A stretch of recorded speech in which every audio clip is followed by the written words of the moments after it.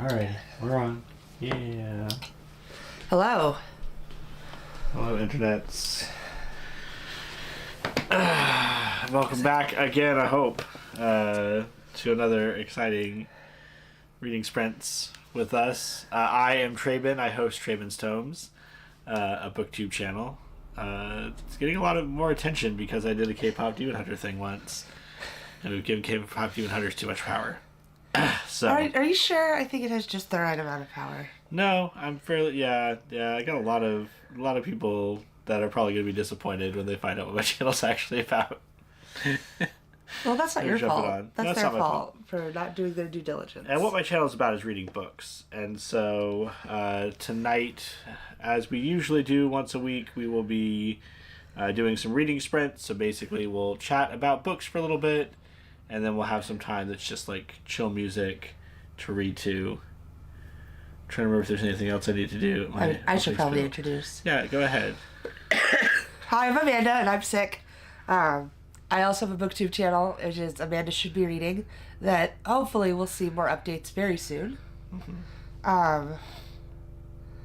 This is my husband. And I'm tired. Yeah, well, you got a nap, so I did get a nap, but it was jarring to be woken from. So if you looked at the thumbnail for the video, I did say that we read some of the books that were displayed behind us because we've got a lot that we just picked up. I did already read Ultimate X-Men #2 this afternoon. Couldn't help yourself? Nope. That's what I do. I read and I know things. So this one was good. I gave it 4 stars. I would say it's got one of the more brutal scenes in a comic that I've seen in a while, which is saying something, but it was quite jarring to see in this one. But I am still very much interested in this particular vision of the X-Men as Japanese students, very much seeped in like Japanese lore, and still has a lot of the end notes about Japanese culture that I find really helpful and really interesting. Like, I'm still learning things that even 2 years in Japan didn't teach me. So I think it's very cool. I think it's worth picking up, but not quite as good as the first one. I feel like this one, it's more apparent that there's a bit of a disconnect in the story.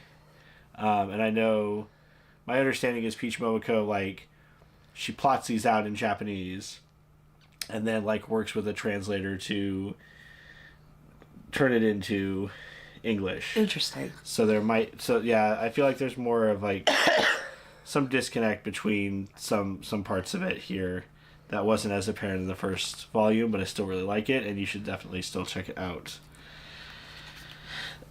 The other thing I wanted to talk about before jumping into like what I'm actually going to read tonight is we were at Barnes & Noble just yesterday, and they had, yes, both of the copies that had the nice thing had the messed up jackets. So I had to make a choice, and I chose the cool sprayed edges. So you could have switched book jackets if they were the same. Wow, you're right. Man, I'm not clever. Anyway, so this is one of my 25 for 2025 catabasis or catabasis. I've heard it both ways. But I wanted to do like a bit of a PSA. Hell, his other people. I'm not sure if this is just a Barnes & Noble exclusive or what, but our Barnes & Noble had mostly normal editions and then 2 of this copy. And this copy has like a really cool sprayed edge. It is really neat. That wraps like not only... Oh, we're getting your face. There we go. It's not only wraps like, but also on the top and the bottom as well. So, yeah, if you're in the market for a really cool edition of this book, or you're super excited about it, I sure hope you like it. Yeah, me too. But I've heard so many good things about Babel, and this is like dark academia mixed with Dante's Inferno via students that don't really care about their professor. They just want to get a good grade on their final or something like that. I thought it was so funny, the premise. So, yeah, I'm hopeful. So yeah, you've even got the different levels here. Good cheat sheet. Yeah. So I'm looking forward to it, but I'm not going to be reading that tonight because instead I'm going to be reading this huge stack of comics. I can't see it. I know. I'm gesturing toward it, and I'm going to talk about it. Okay. So, yeah, on the thumbnail, we already have 108 and 109 of One Piece. Might pick those up. Probably I will start with Kaya, which I picked up recently. This is Volume 2, because I really liked Volume 1. Nice House by the Sea, which is a sequel series to Nice House by the Lake, which is like a horror series. And then I just picked up Tokyo Fears Rhapsody, which is about a fear monster, I think. He's kind of like the entities in Chainsaw Man, it sounds like. But he finds ice cream, and that makes him fall in love with human culture, and so now he's maybe not so much about killing. So like Ryuk with apples, except actively working Yeah. to not hurt humanity because of it. I guess. I mean, I guess we'll see what happens. I'm just really looking forward to it. It sounds really silly. So those are all my picks. So are you not participating in the September 30 and 30 manga? Or are you just like, psh, I can knock out 3 manga today and still read 30 manga in September? I can still read 30 manga in September. I could read 30 manga in the first 3 days of September if I really was motivated. Why must you do this? But Flexing. You flex so hard. I won't. I'll probably rereading through to do 30 in September. I'd probably reread and then pick up the newer volumes of Go-Go Loser Ranger, and then I could probably read the If you just read Spy Family, you'd pretty much be there. That's half of them. yeah, Spy Family and Blue Lock are all ones that I'm Between Spy Family, Blue Lock, and Go-Go Loser Ranger, that's easily 30 right there. yeah, and I need to reread those series anyway, so I might as well just do that. Because, yeah, I'm planning on... I don't know if I'm going to reread Spy Family. All of it. But I am going to read some of Spy Family. I'm going to read a whole mess of Blue Lock that I haven't touched. Because I got mad because I realized the second half of the Under 20 match took like 3 or 4 volumes. Yeah, you were telling me about one that was like, okay, at the end of this volume, they're at halftime, so the next volume it should finish, and then you're like, man, at the end of that volume we've got 5 minutes left, and then you're like, this volume was literally the 5 minutes that were left at the end of this game, and I'm like, that sounds absolutely insufferable. It got real drawn out. We were definitely pushing the explosion of Namek levels of stretching time out. Yeah. Did you blow up into puzzle pieces several times throughout the match, though? I don't know, because I haven't read it. Ah, okay. I just flipped to the end, and it would be like, the match, 5 minutes left, and I'd be like, are you kidding me? I'm not reading it then. Yeah, that sounds Because I didn't want to not be able to read the second half in all one sitting. Yeah. It seemed really silly. So I've been putting off Blue Lock, and now I'm like way past that. Blue Lock, at least to its credit, Blue Lock does seem to be releasing quickly. Well, volume, and I saw this today, Kinokuniya, 35 just came out in Japan. Okay. And we're on 21 here. But, so they are trying to catch up. But the digital release has been ahead for so long. And I think these things are already translated and ready. It's just a matter of printing them. Yeah, I think they were testing the market with the digital. And when they finally decided, okay, probably with the anime release, when they were probably like, okay, yeah, we could release this out as physical. Right. They're like, oh, well, we might as well do it quick before people lose interest. Which is probably good, because it means like every 2 months a volume comes out. Yeah. So it's easy to pick up another one real quick. But forget what we're going to read in September. It's August. Right. What are you reading tonight? So since I don't want to read manga, because I'm not gonna cut into my 30 and 30. Okay. I've picked up some graphic novels. I grabbed What Moves the Dead. I'm probably not gonna read this right now. I'm too tired. Okay. I think I need Graphic Works. Beans. I think I need Detective Beans. I think I need something with pictures to keep my brain, my tired brain happy. What I'm almost certainly going to be starting with is Detective Beans. So this is a comic that I believe, this is by Lee Chen, who wrote Extraordinary, the webcomic. Okay. And I believe, if I'm remembering my order of events correctly, she started doing this Cat Town comic for her Patreon. Okay. And I remember seeing it and being like, oh my gosh, it's got a cat detective. I'm so jealous. I want to read that. But it was at a time when I had negative money. I had like no money to spare. So I was like, well, I can't support that. Mm-hmm. But it's been like in the back of my mind that it existed. And so when I was in the store, I just happened to see Detective Beans. And like the art style is very familiar if you know the artist. Okay. And so I was like, oh my gosh, it's that cat detective she was doing. And so I was so excited. So I immediately grabbed it. And I found out that the volume 2 comes out like next week. Mm-hmm. So I might get more of this very soon. My daughter has already stolen it and read the beginning. Mm-hmm. So she's very excited about reading it. So I'll probably start with this. Then today when we were at Kinokuniya, I found this, which is the TVA comic, Time Variance Authority. Mm-hmm. So I really liked season 1 of Loki. And I love Miss Minutes. Miss Minutes is just very amusing to me. Okay. And I like the idea. I like time travel. I like stories about time and dealing with time.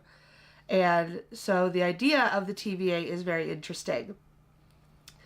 And so when I saw that they've actually made a comic now for it, I thought, well, sure. I'm willing to give that a try and see how it works. With it being a TVA, I feel like they can be fairly removed from Marvel continuity at the moment. So it might be an easy one to jump onto because it isn't embroiled in a bunch of current Marvel events. This could be whatever they want. Yeah. Because you're dealing with variations on timelines. Mm-hmm. So I'm looking forward to checking this out and seeing if it's... The last Marvel thing I read was just so disappointing. I was not happy with it. Well, the last Marvel things I read, I just got off of a Lockjaw kick. I read Lockjaw and the Pet Avengers, Lockjaw, and Marvel Unleashed. And I really liked most of the content of those. But because I really like a lot of the pet characters. But those also I feel like were nicely situated to be like parallel to Marvel continuity. Mm-hmm. Like there were certain things that were there, and the good ones really made it feel like you were in the Marvel universe, but they weren't in the middle of whatever nonsense is going on in Marvel right now. Like you didn't have to know anything to read it. Mm-hmm. So that's what I'm hoping this is. And then the other one you have... And the other one I have is my stack of Unico. I never finished Unico proper, original Unico, when I was rereading it to go to the signing where we met the author when Volume 2 came out. I have read Volume 1. So it's just a question of I will probably continue this to at least read the story that this is based off of. Okay. Because that's where I stopped. I stopped when I read the story that Volume 1 was based off of. Okay. Which was about halfway through the book. Okay. So, I may just read this and finish this off. Mm-hmm. So that I can actually count it as read. Yeah, that took a long time for me to get through. It's very dense. And it's a slow read. Mm-hmm. I don't know how to describe it. This, on the other hand, reads pretty quick. Okay. And it's funny because each one of these takes a chapter from Unico's original journeys and kind of updates it. So there are some problematic elements. There are some elements of their time of Unico's original run. Mm-hmm. And so these are basically, it's like a reboot, but also the original actually happened. Sure. And I have not read them, so I don't know. It's really interesting. I've read the original. Yeah. So these are really cute and really interesting. It was really fun hearing the author talk about how they've been working on the series. And Unico is what is like a Tezuka product that always felt completely ignored. And Unico is actually the first anime I ever watched. Way before I knew what the word anime meant or what it was. I watched Unico probably on the Disney Channel when they would run the 2 movies on the Disney Channel. And I loved it. I loved those movies. And I didn't know what it was, other than it was this movie about a unicorn and a kitten witch. I think the first anime I ever laid eyes on was, I think, late at night they were playing Vampire Hunter D on like some channel, and I didn't know what it was, and my parents were looking at it, and then they turned away from it. No, I watched this a lot.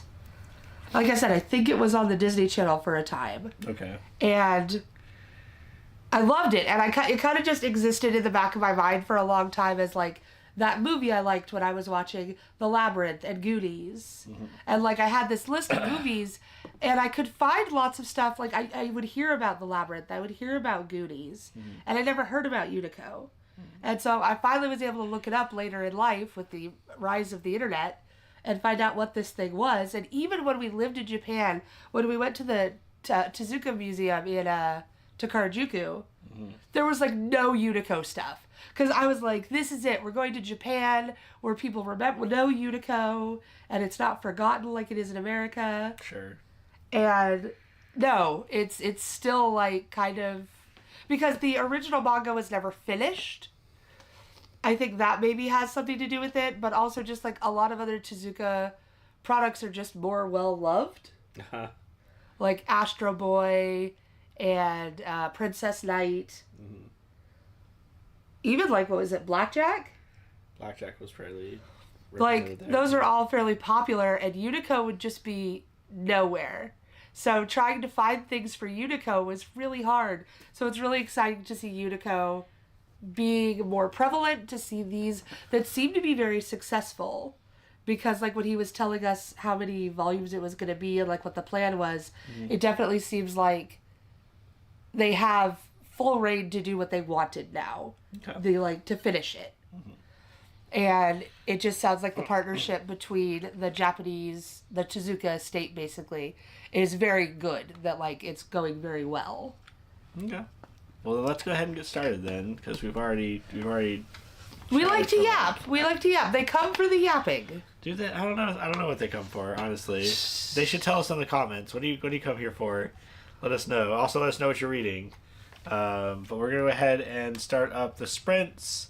Happy reading. We'll be back in about 45 minutes. Get stuff done. Get some reading done. Take a nap. I'm not going to take a nap, although I probably should.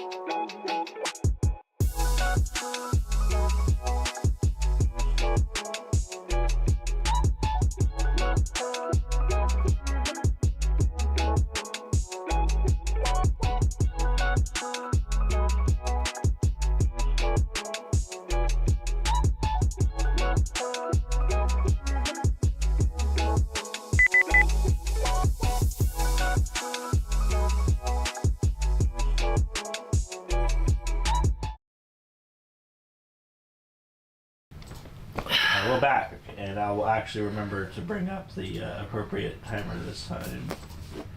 You don't like going back and forth multiple times to fix it? No promises for next time, but this time I'll get it right. You want to talk about what you read and how much you loved it? I finished Detective Beans, The Case of the Missing Hat. It was super cute. I loved it. Like, it was everything I wanted it to be. It is about a child cat who is a self-proclaimed detective. It's very silly. It's very silly. Like, top tier silly. Like, he goes to a jazz club, and the bouncer asks for an ID, and he pulls out this, like, handwritten ID that says, like, first name detective. Yeah, last name Beans. Occupation, detective about town. And it's, like, written in crayon. And the bouncer goes, "Hey, wait a second. You're a detective? Cool. Head on in." That's funny. It's so silly. And so, like, you have a lot of the detective beats. Like, it also gets really zany. Like, he ends up inside a magical bag at one point. Mm-hmm. Oh, that's fun. And then he goes to an ice cream shop where you have, like, the, like, bar scene where the detective goes to the bar and has his usual and gets a clue. It's absolutely does not take itself too seriously. It's really funny. And he leaves his window open and his hat blows away in the wind. Uh-huh. And then so like in the morning he goes to look for it and he talks to the bird outside who's like, "Oh yeah, you mean the hat that was on my doorstep this morning? Oh yeah. Oh well, I traded it to a pair of kittens." Mm-hmm. And so he basically is just like following the trail of where his hat has gone with different clues and different ideas. And the different people in town are just so silly. And like a lot of times you'll get those moments where the tiny cat, where Beans will say something and they'll be like, "Hey." And then like there's a point near the end where he hops on someone's scooter and says, "Follow that cat." And then the guy on the scooter goes, "Hey." And he puts the helmet on him and goes, "Safety first." And then they follow the cat.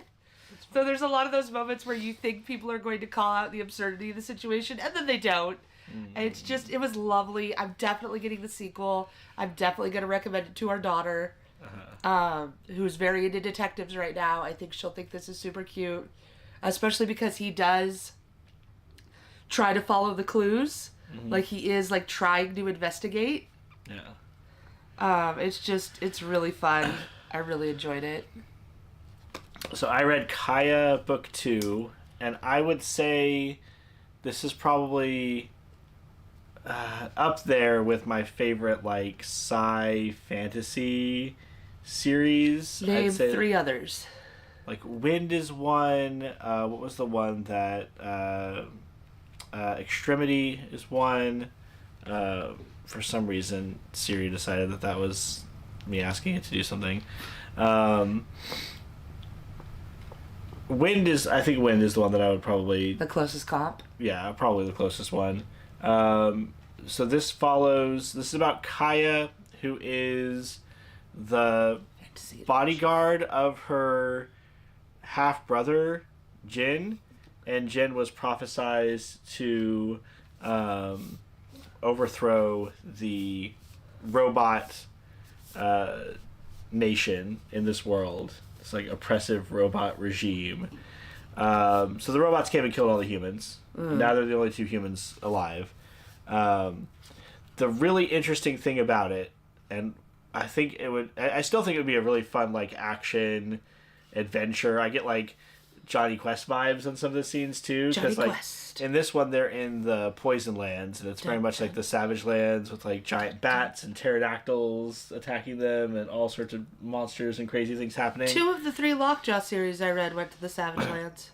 But okay, and neither time do they come across Sauron, who's wanting to turn people into dinosaurs. No, but they met Zabu both times. Okay. So in this, the thing that I think makes it interesting and stands out among other things in this kind of genre, Jonah and the Impossible Monsters would be another one, would be that the story is being narrated by an adult, or at least an older Jen, looking back and saying things like, at the time, I was really full of myself, and I didn't know anything about how the world worked. But you still have to watch this really annoying kid who thinks he's like the prophesized person. And in the first book, you got a lot, because Kaya is very much like down on magic and down the on brother? That's the brother. Yeah, she's very much like down on magic, and she's very much like there's like I'm taking you to this place. That's because that's what my job is supposed to be. But you get the sense that she does not believe that her brother is prophesized to do anything. And here you get a little bit more of like the world building and the lore, and it's interesting. But yeah, I found this, and there's still character development going on, because there's a point where he starts having self-doubt in this one, and he's like always expecting to get out of situations because he's the chosen one, and of course it's going to happen. But he's like, well, if that's not true, then no one's coming to save me, and I have to save myself. So there's a bit of growth in this one. Daniel Warren Johnson, Of course he did, because it's amazing. It's also it's very like the art style is not really Daniel Warren Johnson, but like use of sound effects and those types of things really does give you those vibes. The prophecy elements have me intrigued.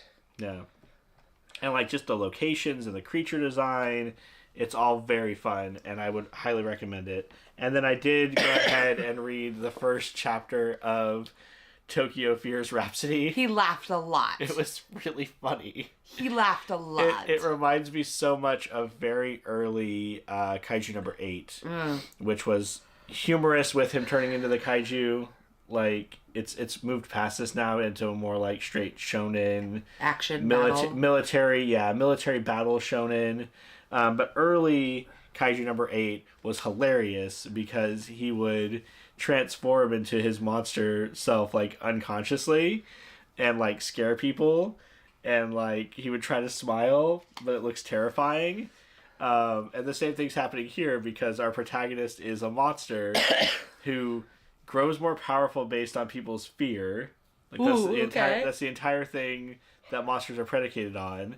And when he's sent to Earth for the first time, or when he's sent out for the first time, he's like, I was a toddler toddling along. And it's like this full grown horrific monster.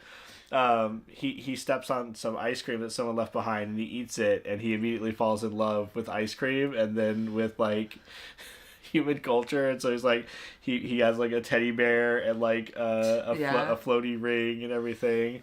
And people are still running away from him terrified. So he's got a human disguise at this point, and he like tries to go to the police to help. They're like, yeah, we heard a scream from this area because another monster attacked him and a girl. And the cops are like, we heard a scream from this area. And he comes up, he's like, quick, officers, someone's hurt. We need to get please help me. And they're like, oh my God. He's like, oh, I forgot to transfer my face back. Sorry, time out. So hilarious. I loved it. And this one has the potential to keep the humor. But a lot of shonen series start off as comedy series, start off as gags, or at least they used to. I feel like it ends up where like you have a like long-term plot you want to tell, but you feel like you can capture your audience with humor. Yeah. And so you have to like throw out the humor to capture the audience so that you keep being published long enough to get people on board with your wider story. Or at least this is what is believed by the authors. Yeah. This one at least seems like Because it does seem like a lot of manga eventually settle down into a tone that's very different from their first volume. that's fair. I feel like One Piece has managed to keep the comedy pretty solidly amid like its very serious like political overtones. You really blend into the couch in all of that gray. It's like I'm not even here. Yeah. So yeah, I feel like this one, because of its, has the potential to at least keep that humor on some level as it moves forward. Okay. But it could just become another like Kaiju number 8 kind of thing, where like if he is just fighting against other horrors. Does it feel like bit like Kaiju Girl Caramelized? Yes, but Kaiju Girl Caramelized is a shoujo. Yes, but I mean in terms of like the monster, the humor playing off of the fact that the monster is the person. Yeah, I think it could definitely do that. The Like it's not like the same in terms of genre and stuff, but I was just wondering if there were like some thematic similarities. The point where Kaiju number 8 took the turn was when they dropped the idea of like trying to keep his identity secret. Yeah. Then you no longer had that to play with as a joke. And like I said, it became more of like, because he joins the military branch, right? So that became more of a like special forces action shonen. I know I have not read Sakamoto Days, but I've heard similar things that like at first it had a lot of like humor and it had a good balance of humor and action, but then as it went on, it dropped the humor and became just action. And some people were really sad about that because they really enjoyed the balance of humor and action. Yeah, the other one I picked up recently, the Japanese one with the Exorcist, Ultimate Exorcist Kyoshi. I think also has some humor at its core, because the entire conceit is that he's terrified of ghosts, but he is like the best exorcist. So like power wise, he's incredibly strong, but he's like terrified of them. And That's he doesn't want to really deal with silly. them. And so I think if you make that a core element of the character, you have that humor to Fall draw back from. on, yeah. Whereas if it feels like with Kaiju number 8, we had that humor at the start, but there was always the out of like, if people figure out that he's the kaiju, then like all your bits of like trying to keep him a secret or like people being kind of afraid of him, but he's really a nice guy, doesn't work anymore. Okay, yeah, I could kind of see that. So hopefully, because this is like core to the premise, we can keep the comedy going. Yeah. And I think that people are going to pick this up. I picked this up because it sounded funny. And I think people are going to pick it up because it sounds funny. And I don't think you can, I don't know, I wouldn't want to stray too far from that if I was like the creator. But the monster design's really cool. I mean, it seems like premise, the premise is like he's hiding and like... Yeah. The premise reminds me of Chainsaw Man as far as like the world building goes.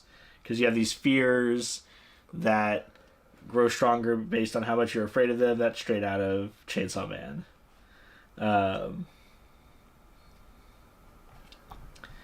I like the character design. Yeah, it's cool. It looks like a lot of fun. So, I'm looking forward to more of that.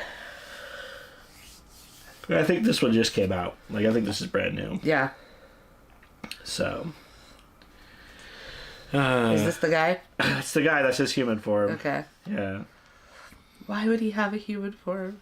Because he wants to blend in and have fun and get ice cream. How is he going to get ice cream? I just think that's a terrifying. really funny, like, conceit that he has a human form. Why would fear monsters need a human form? Yeah. Are those all the human things he loves? Yeah, it looks like it. Like, he's got the teddy bear, he's got the ice cream. So, I look forward to reading more of it. It looks was fun. And I did laugh a lot. You did laugh a lot. It reminds me, because it's a takeoff of so many things that I enjoy. Like, the beginning really also gave me vibes of, like, the early parts of a Garo episode, where you have the characters walking alone at night, and, like, one of them's a monster. Yeah. And, like, when are they going to turn on the other one? And then, is it going to end up being the one you don't think it is? Yeah, because I was like, is the girl going to turn out to be a monster? And he's going to be like, haha, I'm also a monster? But no, then, like, another monster just showed up. and his name was his name was stupid. I can't remember what it was. Let's see. His name was Crabstick. Crabstick? His name was Crabstick. Nice. And then later his friends show up and they're like, "You made crab cakes out of our friend," and he's like, "All right." So they ruined his ice cream. This is Detective Beans. His full name is Jelly Bean. His full name is Jelly Bean. First name Jelly, last name Bean. No, his name is Jelly Bean, but he goes by Beans. Okay. I'm gonna take a look at it. His best friend's name is Biscuits. Do you think the kids would like it? I do. So very into detectives at her age. Yeah, she's like, I like detectives. Yeah, I picked this up for me, and my daughter saw it and then stole it this morning. I had put it to the side, and I found it on the couch this morning, and I was like, that is not where I left that. So she got up and was reading it. She said she started it. Okay. So. I'm glad she's reading. I am too. Makes me very happy. And now we'll be reading. And now we're reading. Because our time is up, and now you have to decide on something else to read. Probably TVA. Yeah. Alrighty. You have to let me know how it goes. I will. So, alright, another 45 minutes of reading time.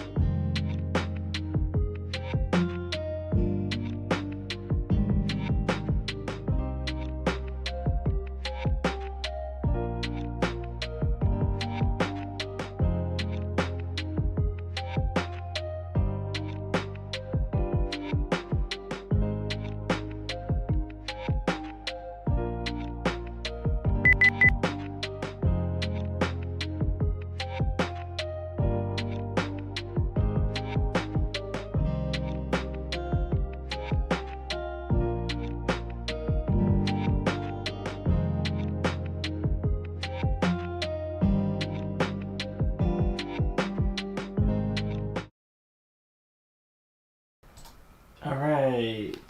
How did the TVA book go? I'm halfway through it. Not quite halfway. Okay. Yeah, I'm in the middle of issue 3. Okay. It is definitely a sequel, I assume, to Loki. Like the show Loki? Yes. Okay, interesting. Because they have talked about some things that happened with the TVA that definitely had not happened by the time we stopped watching. Which I will not be revealing to you so that you are not similarly spoiled. Okay. It's been very vague on how it all happened, so I don't feel like it's not worth watching. But you said it's tying into the comics as well. Yes. So was that TVA not a thing in the comics? Like, I mean, even if it was, the stuff that happened in the Loki show seems to have happened in the comics now. sure. Okay. Which, I mean, it's the TVA, that's just another timeline, right? I don't know. Mm-hmm. So yeah, we've got Ghost Spider, Gambit variant, and Captain Britain, which is a Peggy Carter variant, as well as some other characters that I'm wondering if I'm supposed to know from Loki Season 2, because they haven't been introduced very well. So I'm wondering if I'm supposed to know who they are from the show. The problem they're facing is very interesting, so it'll be interesting to see how that wraps up. Okay. And I am enjoying Miss Minutes and the other AIs. They talk about how Miss Minutes tried to kill everyone, and Sure. So we've got 2 people in the chat. One listening to rom-coms. Anywhere with You.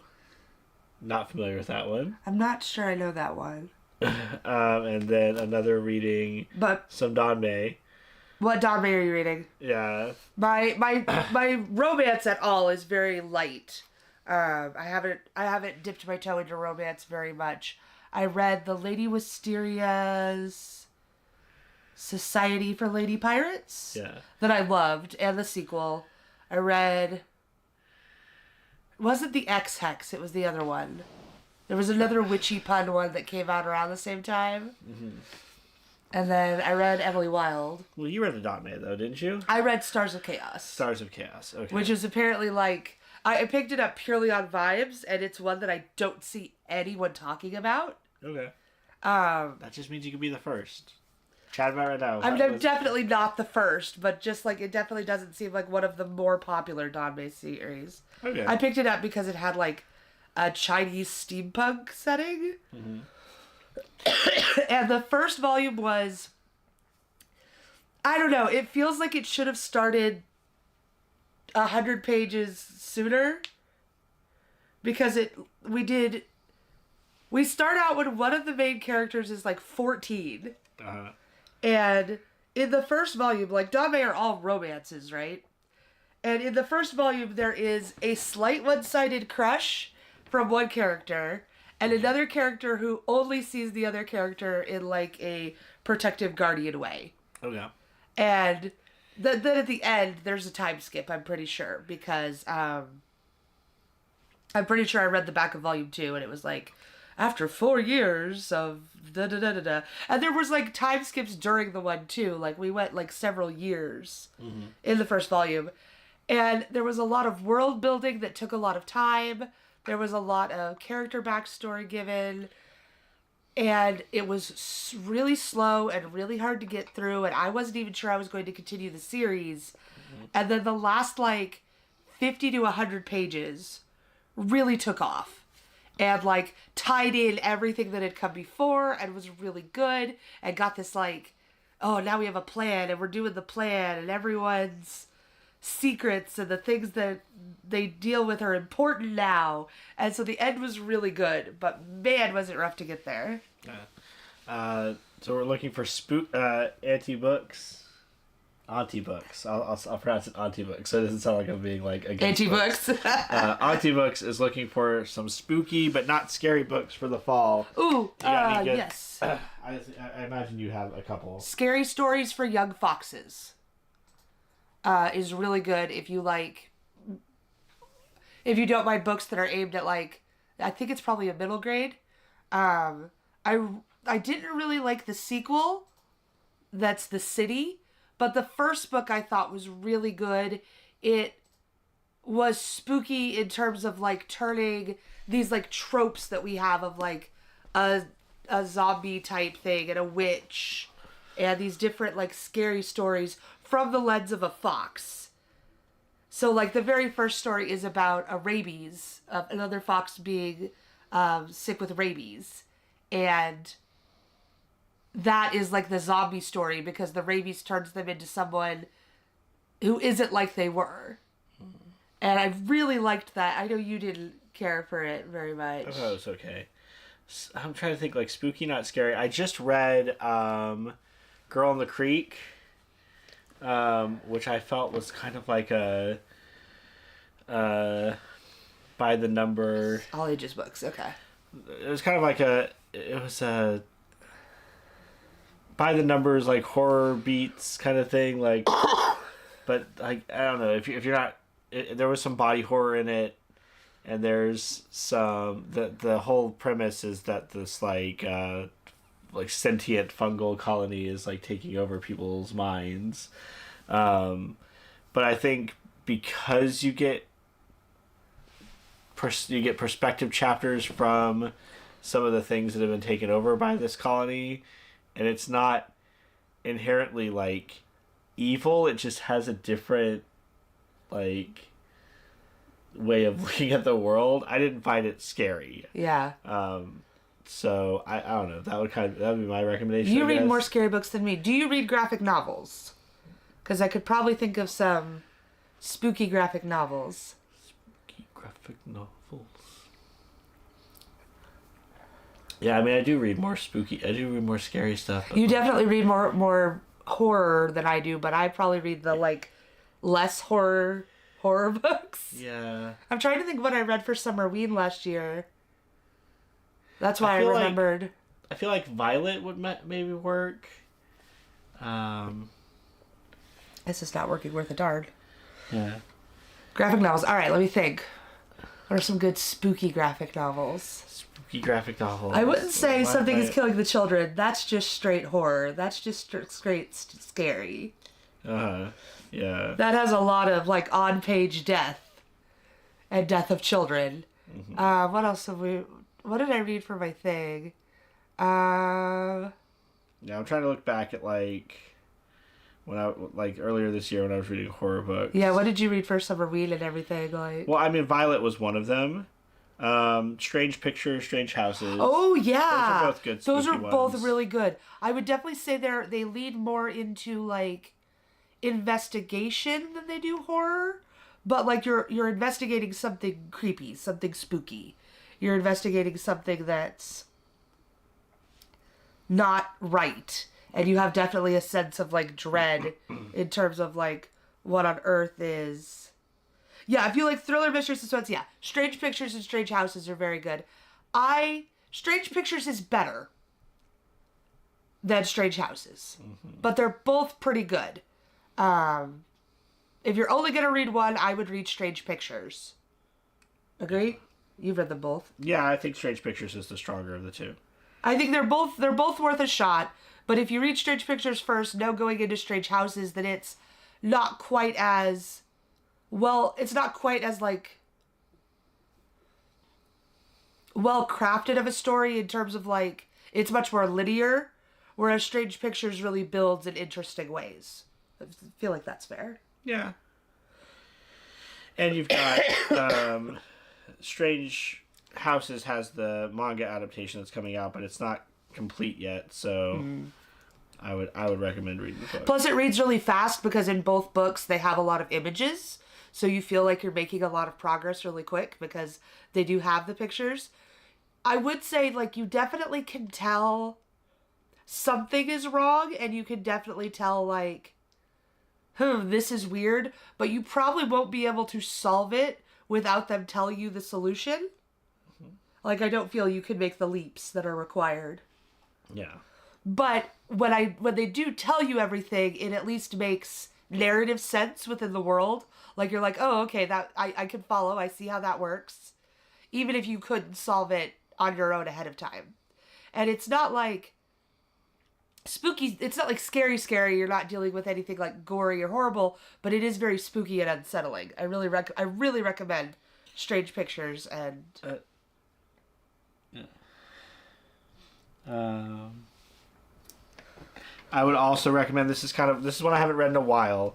It's over there. Yeah, but there's a book called Ghostland, which is a nonfiction history book, and what it does is it looks at all of these prominent places that people say are haunted, and then it talks about like the stories people tell and the actual history, and why the stories people tell are often like very much not in line with what happened, and what causes people to create these stories in the locations that they create them. Like, what about these like old mansions, or what about these parts of a town, or these stories that we perpetuate.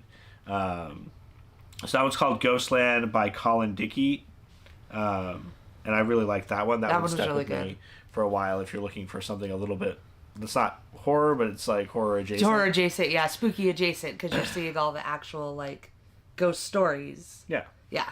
That's a good recommendation. Yeah. I like that one quite a bit. Well, I was going through and I saw like Gulp I read earlier, and I was thinking, oh yeah, there's that nonfiction. Yeah, it's over there. You probably can't see it because it's behind the other book. Is it by the... Yeah. Behind the... Okay. Yeah. It's behind the one that sticks out really far. Yeah. We're looking at our bookshelves all around us, by the way. We've got 3 bookshelves over here, and 2 over here, and 2 over here.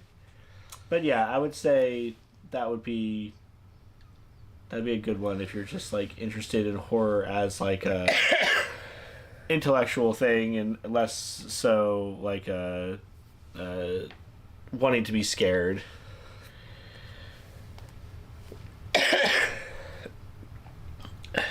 Oh, neat. Live nearest a ghost town. Yeah. That's interesting.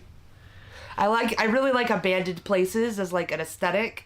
It's just really interesting to see what happens when people leave. I was talking to one of my students that likes horror films and was reading like Stephen King, and I was talking about how I like horror as an interesting like intellectual thing. That we've created these films and we go to the theater to all be scared together, but like I am also very easily scared, so you're braver than me. I have to like gear myself up to watch a horror film. I'm a big weenie. Like, I'm scared of everything. The horror movies I do best with are very location specific. Mm-hmm. Like Amityville Horror, not scary. I just won't go in that one house. Yeah. Problem solved. You'd probably do good with Hellraiser. Just don't solve that puzzle box. Just don't solve that puzzle box. Yeah, well, I did finish... Oh, right. We haven't talked about what you read. I did finish Tokyo Fierce Rhapsody. Yay. This... Is it spooky, not scary? I don't even say it's probably spooky, it's is not, it? It's a comedy. It's just silly? It's just straight up meant to be funny. So this one is... So this one... Like, the more I read of it, the more I'm like, oh my god, it's like hitting all the things that I love. So... They're in like the second chapter. They introduce what's basically a Super Sentai group. Oh my gosh! Like a Power Rangers group, which is very much your thing. Oh yeah, 100%. They're called like the Unbeatables, and they do the Unbeata kick and the Unbeata chop. But they're just like normal dudes in power suits, so they get like they get easily demolished. And then later on, there's a thing where there's this like side shot where he grows wings, and it's all this like evolution of his powers, but the aesthetic of it very much reminds me of like the Guyver, which no one's gonna remember, or like Kamen Rider, like Shin Kamen Rider, the one where he's more like Bucky looking. And then he delivers a kick. He delivers like a rider kick to this villain. So yeah, there's the shot right there. where he gets the wings. Very much reminds me of. I don't know if you would even know that reference of MacGyver, but his whole aesthetic very much looks like an evil Kamen Rider. So yeah, it's just and the action's really good. The art's really great for what it is. Like, I think the action sequences are fun. Very violent. Very much for adults. I could not read this at school. So that's good to know as well. But yeah, it gives me vibes of like all these things I love. Kamen Rider, Super Sentai, Garo, like all the tokusatsu stuff. And then you've got the comedy. It feels like Chainsaw Man with its world building. So it's hitting a lot of things that I really enjoy. Yeah. Sometimes there's something that just feels like it's made for you. This feels like it was made for me. Okay, I have 2 more spooky-ish recommendations. I was looking through stuff I read. I really enjoyed The Drift by C.J. Tudor. It's more of a survival thriller, but it definitely has, because it is a survival thriller, it is definitely kind of like a spooky vibe. There's a blizzard, and so it is definitely a book where do not get attached to characters, because with it being a survival thriller, there's a lot of characters who don't make it, but that one I felt like really had really good like creeping vibes, like with the blizzard and everything being like closed in. It had 3 different groups you were following, and I thought that was really cool, and I thought that one came together very well. And then the other thing I would recommend, if you're looking for something spooky, what is that book called? Hold on, let me find it.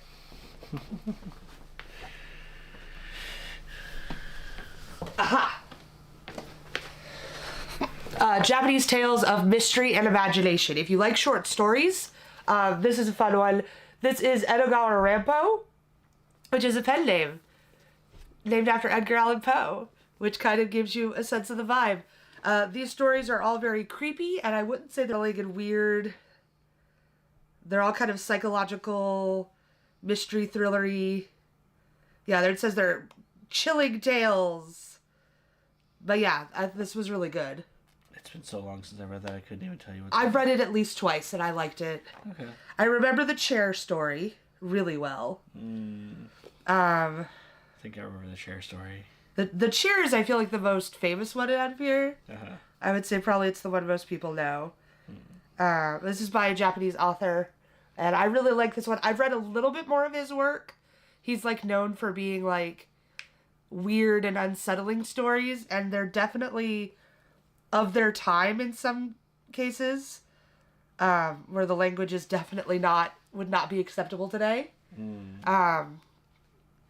I noticed that more so in the other book I read, though. I feel like these are short enough that you don't get into anything weird, whereas the other one I read had some definitely problematic elements. But this one was really good. I liked that. So yeah, those were 2 others I found when I was scrolling through trying to figure out what the heck I like in terms of scary stuff. Spooky stuff, because I am a scaredy cat. So I was looking at all the like Halloween-y books I read, but they were either pretty scary, like I would say Something is Killing the Children is very horror. Nice House on the Lake is horror. Bunny Mask is horror. Bunny Mask is 100%. So like none horror, of these, yeah. or they're like super childish, because that's apparently what I read. Oh, yeah. Beast of Burden is good, although it is very violent. If you like stories about animals, Beast of Burden is about like basically if Buffy was a group of dogs and like was in charge of like protecting their town from supernatural threats. That's one I should reread. It is very not for children. Like there is like on page animal death, and it can be very brutal. But Speaking I of really things liked it. that are definitely horror, I'm probably going to be reading Nice House by the Sea next. So it's so like frustrating that they're Nice House by the Lake and Nice House by the Sea, because they're just too close together. I'm going to forever call them by the wrong name. Okay. Yeah, I think I read the first 2 volumes of this before I kind of dropped off. I'll probably reread them, just so I can remember the characters in this one. That one's more psychological than spooky, I would say. I mean, I guess, yeah. Nice House by the Lake is the first series. Yeah. And it's there's a lot going on. And it is, I feel like it's probably more psychological. It's one of the ones, though, where, like, you can't talk too much about it. No, I can't tell you about it. The entire premise is supposed to be, like, a surprise. Anyway, that's what I'm going to read next. It's a nice house by a lake. Yeah, this one's by the sea. You've Where still did I got put a it? little bit of Yes. TBA. Still got about half of the TBA to read. And this will probably be the last sprint, because I don't think I can do this much longer. Yeah. And I don't even know how I feel about starting this at, what is it, 2:30? Yeah. All right. But It's late. We'll do it. We'll do it. So I hope some of those recommendations were good. I might do a video now.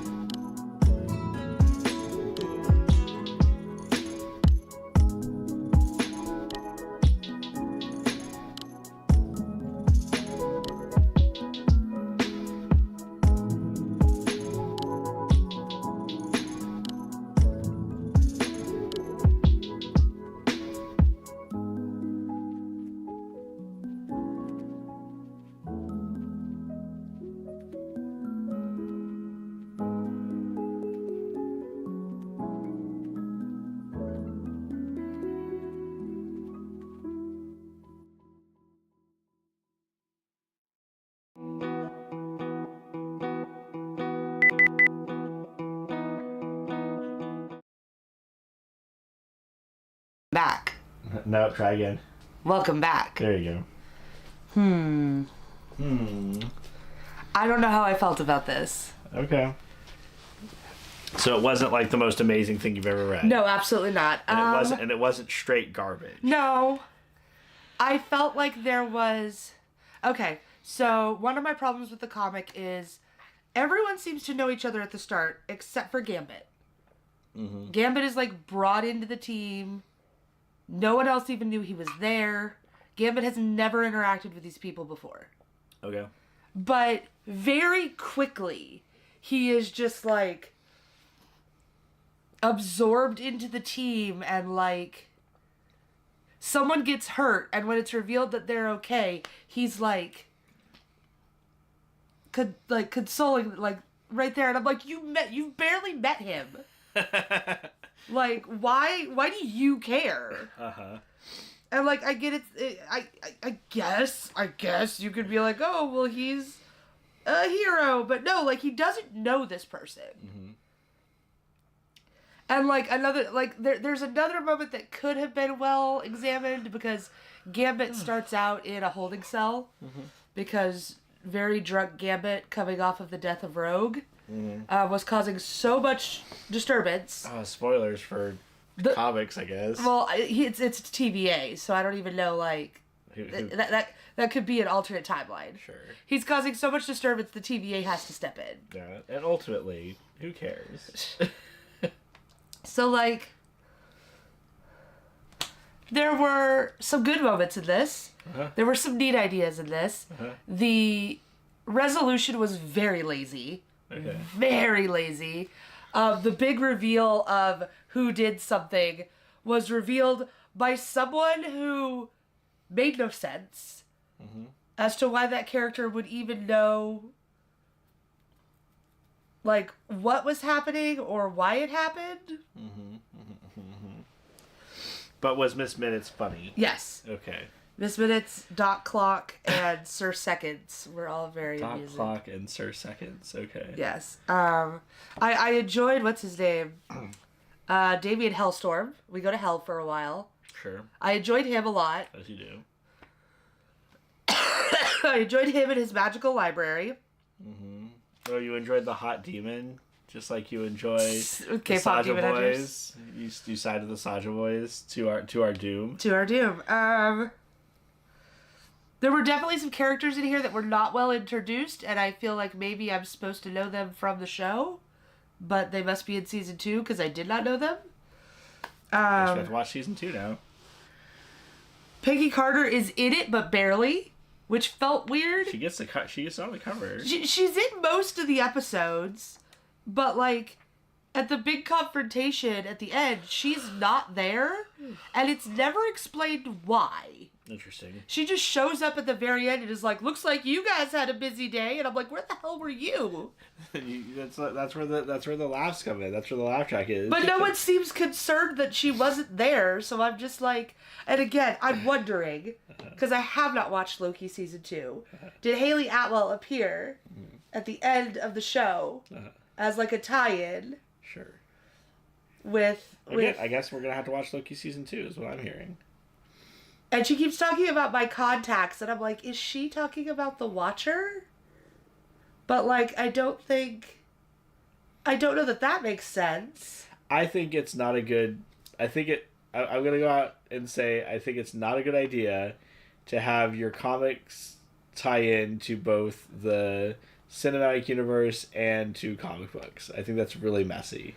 It is really... It felt really messy. So yeah, this is definitely a Spider-Gwen comic. Oh, I like Spider-Gwen. It advertises Spider-Gwen in the front and the back, and this is clearly from in the mainline Spider-Gwen series. It apparently ties in with her getting into the TVA. Okay. So I'm wondering if this was like an interruption of Spider-Gwen for a while. That this was her monthly book for a while. It doesn't really end with any kind of like resolution to Gwen's story. So either this was a side story of like they introduced that she's in the TVA, and then in the monthly comic she's just back afterwards, and that this is while that was going on. I'm not sure if this is it. Like, this story wrapped up, but Gwen doesn't, like, go back home at the end of it. Yeah. So I don't know if there's more to this, and I'm not following ongoing comics well enough to know if this was more than a 5-issue miniseries. I am following nothing mainstream, or nothing mainstream Marvel or DC. So Everything I'm reading is like offshoot comics or like what Elseworld kind of things. So yeah, it was kind of frustrating because, like, I know who Gambit is because I have consumed other Marvel stuff. I know who several of these characters are separately, but seeing them interact with each other is necessarily satisfying. Like, they try to make Gambit and Gwen like besties almost immediately. Sure. And, like, there wasn't enough development. Like, Remy comes in super pissed off at everything, but then he's, like, suddenly, like, making friends and totally fine. And, like, the grief that had him, like, being drunk and belligerent is just mostly passed over. Mm-hmm. It comes up once in conversation, mm-hmm. But I didn't feel like it made sense as to why he would be opening up to these strangers mm-hmm. at all. And he wasn't, like, a refugee from a destroyed timeline. Mm-hmm. He was just removed from his timeline for being drunk and belligerent. So he could just go home. So there's no reason that he would be, like, opening up to these people in, like, oh, I guess I'm stuck here now. I need to, like, make the best of it. Sure. So it doesn't really make sense that he would just instantly open up to people if he's expecting to go home. Mm-hmm. He's never going to see these people again. Mm-hmm. So why in the midst of horrendous grief, mm-hmm. would he just immediately bond with all these people that he's never met before? That was kind of weird. I felt like it was, because you already know who Gambit is, they could just skip all the character development. And when you introduce a character in the throes of severe grief, and then you do nothing with it, mm-hmm. other than for him to just be like, "Yep, I'm super sad about it," mm-hmm. and to give him a like horrendous vision of the person he loved who's dead, mm-hmm. like, it just felt like lazy writing. We didn't really explore a Gambit in the throes of grief and how that changes the character. Mm-hmm. This was just regular Gambit you might see anywhere mm-hmm. for most of the comic. I see. So it wasn't really like a new, interesting, like, oh, this is what Gambit would be like if he were grieving the love of his life. Mm-hmm. These are the choices he would make if he was in the throes of grief. We didn't get any of that. We didn't get any of that explored. And that felt really, like, cheap. Why did you need to pick a Gambit in the throes of grief if you could just be like, oh, this is just a belligerent Gambit? Like, it felt wasted to introduce that as, like, the variant we were introducing, mm-hmm. and then not actually do anything with it. It also ties into Doctor Strange and the Mountains of Madness. Scarlet Witch is in this. And the Mountains of Madness? Scarlet Witch is in this. Or whatever it's called. The Multiverse of Madness? The Multiverse of Madness? I don't remember. I hated that movie. Yeah, it's not a Cthulhu. It's not a Lovecraftian. But you know they named it that on purpose. I mean, I guess. I can't say much about my book because it's like just like the first one where talking about anything that happens in this book. But these people are strangers, right? This is a bunch of strangers in a house?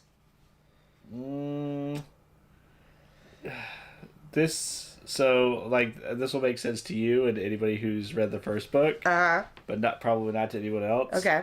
The one who put these ones together did it the way you're supposed to. Right. Yeah. Which means they're strangers, right? Generally, yeah. They know of each other, but they're not like the other one was a group of friends. Yes. Okay. But then things happen. Anyway. It's good. You should read it. I only got about halfway through because it's much denser than the other things I was reading and much heavier.